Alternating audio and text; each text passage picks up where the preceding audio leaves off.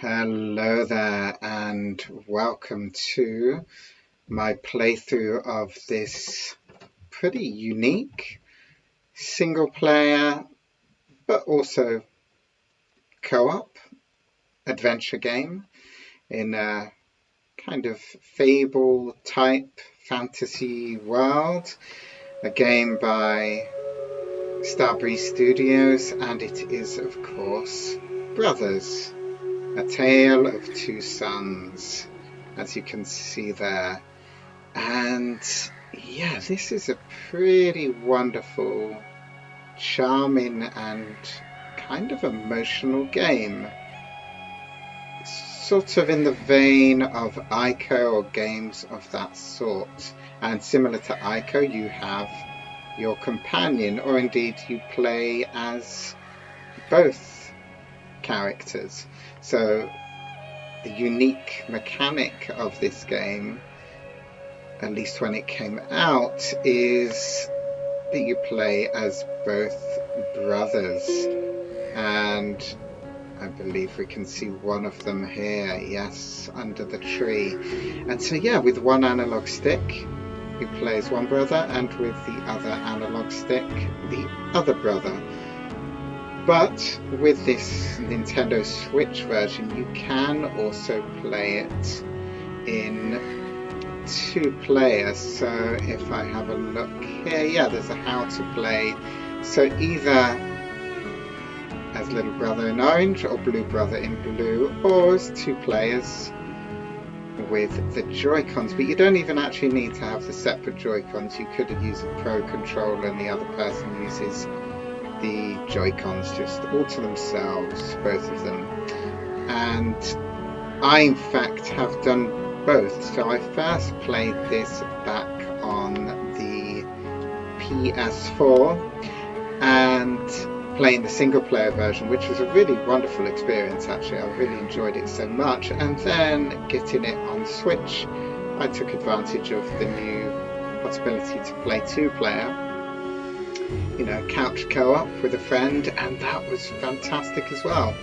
I've absolutely enjoyed both playthroughs of this game. Starbreeze Studios really did an excellent job, and yeah, they're pretty great developers actually. There's another game of theirs available from Switch from way back, because they've been around for a few years, called Enclave, which I haven't played but looks really interesting.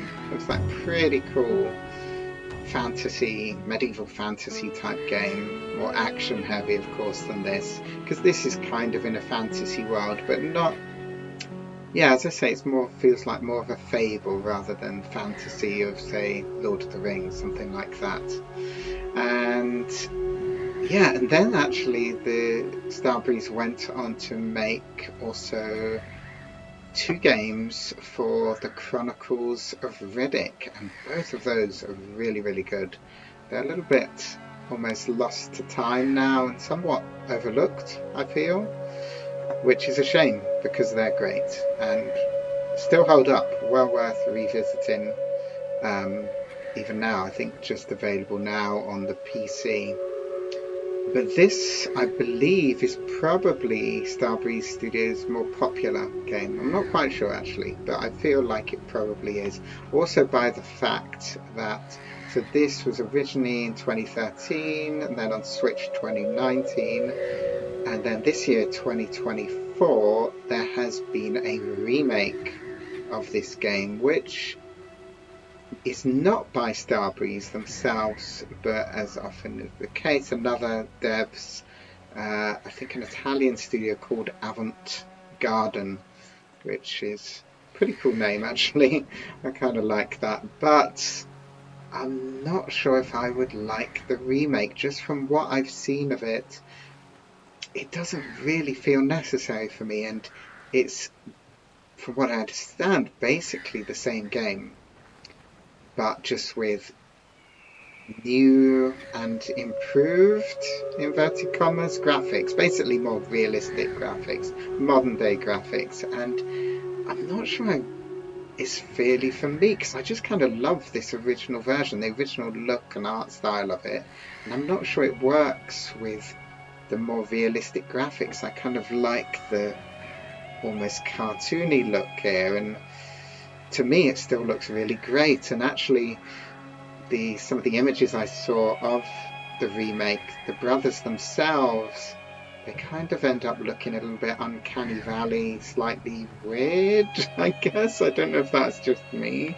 and I'm not keen on it. So revisiting this game, I just want to revisit the original look, the original art style, because to me it feels kind of timeless and hasn't aged, for me at least. Maybe some other people will agree. And yeah, so this is going to be quite an emotional journey. It's a very cool adventure, but with a lot of heart. And yeah, prepare yourselves for some feels, as they say. And it gets a little sad and a little dark. In fact, as you'll see, the little brother there is crouched in front of a gravestone under the tree. It gets pretty sad straight away, and later on there's some pretty grim stuff, but also a lot of charming stuff. And yeah, it's pretty great, and you will see. So let's have a quick look. So yeah, in the bonus content there's a director commentary video. I think it's about 50 minutes long, of the, I think, writer and creative director of the game, just talking about the things, just how they made the game. And I really recommend watching that if you do get the game, because it looks very interesting. Saying that, I haven't actually watched it yet myself, but I watched a little bit and it looked pretty cool. And in fact, the creative director was talking about the language in the game. So as you'll see, the language that is spoken by the two brothers and the people of the world there's no subtitles, but it's effectively just a made-up language based on, I think it's based on Lebanese Arabic, because the creative director is from Lebanon, he talks about. And so he says if you understand Arabic you may pick up a couple of words, but for the most part it's sounds like, but a new language for this new world, this fantasy world.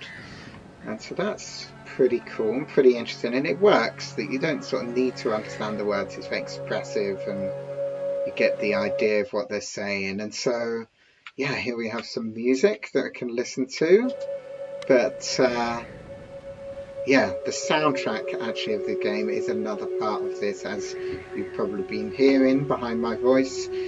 It really is a big part of creating the atmosphere of it. And so yeah, we've got a bit of an art gallery there, but I don't think I want to look at that for fear of spoiling anything. But it's pretty cool that that's available right off the bat. You don't have to earn that or anything.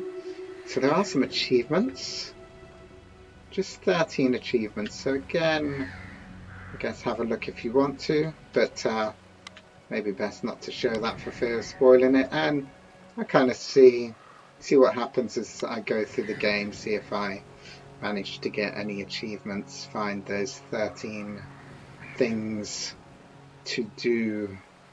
So yeah, that is pretty much all I have to say before getting into it with the first part. And so I hope you'll come join me on this wonderful adventure, and we'll enjoy getting immersed in this world along with me. So I will see you soon.